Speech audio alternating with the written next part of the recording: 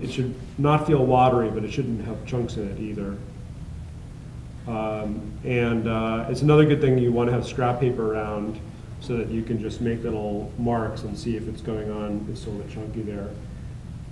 That it's going on more or less smoothly. You also want to have a lot of water handy so that you can go back and forth and get the right consistency. So that's covered. It doesn't need to read like 100% white. You know, the same way that with these black, like a black like this one, now that it's dry, you can see there are a little lighter and darker parts there.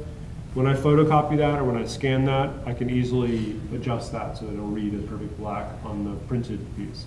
Because all comics, all these things they're more like manuscripts in the final drawing. It doesn't have to look perfect as long as you can tweak it before it goes to the printer. So let's look at some of the things you can do. First of all, a bunch of you had issues with smudging lines, and that's like one of the basic cleanups you can do. And a brush, you know, makes it pretty easy if you just, and usually if you look where you smudged it, you can see the original, you know, ruled line where it's intended to go. If you look, catch the light, so you can just go in and kind of carefully brush up against it.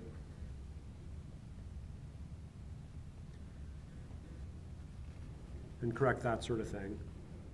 They're like basic cleanups that I always do in every page, and those include places where the panel borders, for instance, overlap, or you know, I drew the line all the way through the page. Some of you guys have been doing that. So after when you're done, you'll want to go through and just white out those spaces to get nice square corners. Erase before corrections, and do corrections, as we said before, at the very end. So one reason is that a lot of times you don't have to worry about corrections. By the time you're done, you will have blacked over areas where you smudged, and so on. And the other reason is that this white stuff tends not to be waterproof, and it's hard to ink over once it's on there, either because it'll bleed if you're using a brush. Sometimes it'll bleed, you get this sort of grayish gunk that bleeds in all directions. Or alternately, if it gets on chunky like this and you're drawing with a pen, you know, it's sort of visibly, you know, it's like drawing on a rocky surface. It doesn't work very well.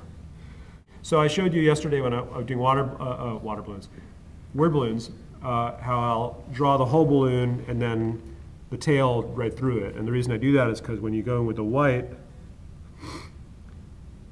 pretty simple operation. Doesn't even, you don't have to be that precise really to go in and remove that line between the tail, and that way you get a really nice clean tail attached to your balloon. I also showed you yesterday when I put the T here and decided to move it back, and I just drew right over it, and that's because when I get in with the white, not too hard. No, I'm just doing, you know, delicate little strokes here to get rid of that first T and its tail there. And again, when looking at the paper, you can see the correction, but when you photocopy it or scan it, you're not even going to see it anymore. There are also little minor touch-ups, like just the way this line was a little bit uneven, so I can just clean up one edge there.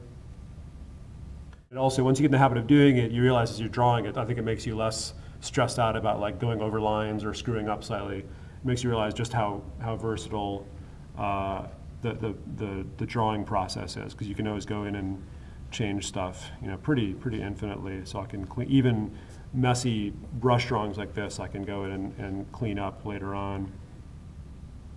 And then if I overshoot it, like here, I went over the line as well as the mark. I'll let that dry, and then I'll just go back in with a technical pen or just a, you know, pigment pen and, you know, black it in again.